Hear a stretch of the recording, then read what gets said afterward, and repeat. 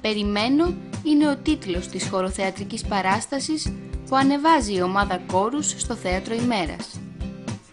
Πρόκειται για μια ιδέα του Γιάννη Παπαθανασίου που μαζί με τους Βασίλη Γιαννέλο, Θοδωρή Κουτσόβουλο και ένα cast νέων ηθοποιών συνδύασαν κίνηση, μουσική και θεατρική έκφραση για να μιλήσουν για επίκαιρα θέματα που τους απασχολούν.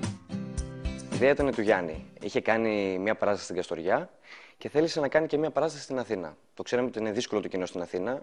Όσον αφορά το κοινό στην Καστοριά, ήταν κάπως πιο εύκολο. Πήραμε κάποιους συμφοιτητές από τη σχολή μας και πήραμε και 2 παιδιά τα οποία είναι έξω από τη σχολή. Προσπαθήσαμε μέσα από κινησιολογία να βγάλουμε όσο μπορούμε κάτι δυνατό ώστε να το καταλάβει ο κόσμος και πιστεύω ότι με καθαρές κινήσεις που κάναμε περνάει ό,τι θέλουμε να δώσουμε. Εγώ δηλαδή προσπάθησα να φτιάξω μια κινησιολογία καθαρή για το κοινό που να δείχνει όλα αυτά που θέλουμε να περάσουμε. Και μέσα από τη δικιά μου την κινησιολογία ο Θοδωρής κατάφερε και έφτιαξε μια μουσική που είναι καταπληκτική για μένα, δηλαδή δεν μπορούσε να την κάνει καλύτερη. Την έφτιαξε τόσο σωστή που ήμασταν πατημένα μέσα. Η κινησιολογία ήταν πατημένη πάνω στη μουσική και στις νότες. Η ομάδα Κόρους αφουγκράζεται την πραγματικότητα των ημερών και οι ηθοποιοί παρουσιάζουν μια παράσταση κομματιασμένη σε αυτόνομα μέρη, μιλώντας για την πολιτική, τον πόλεμο, την αγάπη και την καθημερινή ζωή του σύγχρονου ανθρώπου.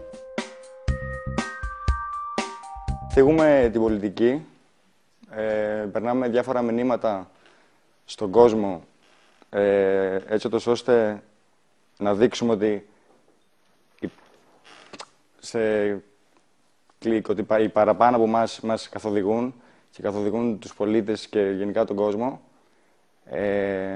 και ότι το σύστημα, σε ένα σκετσάκι, ότι το σύστημα διακινεί τους πολίτες και οι πολίτες είναι έτοιμοι και εύκολοι, συσσαγωγικά, να παρασυρθούν και να συμμετέχουν στο χουλιγκανισμό, στην αναρχία. Με τη συμβολή της μουσικής που δένει οργανικά με την κίνηση και το συνδυασμό πολλαπλών τεχνικών και μέσων όπως το slow motion, η σκηνή σε ένα δεύτερο επίπεδο και οι μάσκες, η παράσταση δραματοποιεί τα μηνύματά της και δημιουργεί ένα κλίμα γεμάτο νεύρο και ένταση, περιμένοντας να αφυπνίσει το κοινό.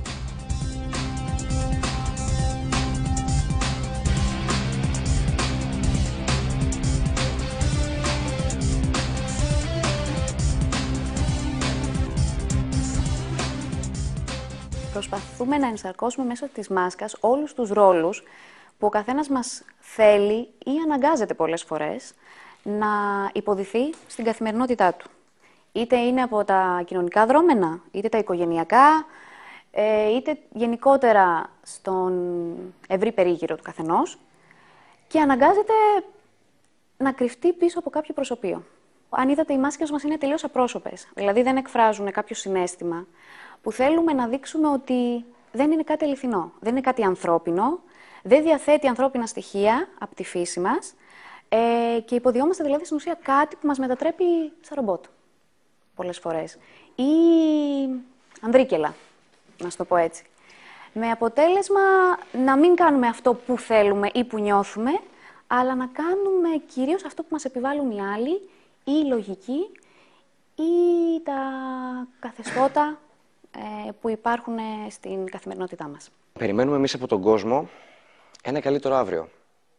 Περιμένουμε κάτι το οποίο να αφυπνίσει το κοινό, να τον προβληματίσει με όλα αυτά που θα δει εδώ μέσα και όταν θα μπορέσει να φύγει από την αίθουσα και από το θέατρο να πει «Ρε γαμώτο, τι γίνεται, έχουν δίκιο τα παιδιά. Πρέπει κάτι ίσως να αλλάξουμε. Ίσως να το σκεφτούμε, να προβληματιστούμε πάρα πολύ. Κάτι να γίνει ώστε αργότερα στο μέλλον να έχουμε ένα καλύτερο αύριο». Στην παράσταση συμμετέχουν επίσης η Κατερίνα Παπαδοπούλου, Δημήτρης Σάλιαρης, Παναγιώτα Τσίτσου και ο μικρός Γρηγόρης.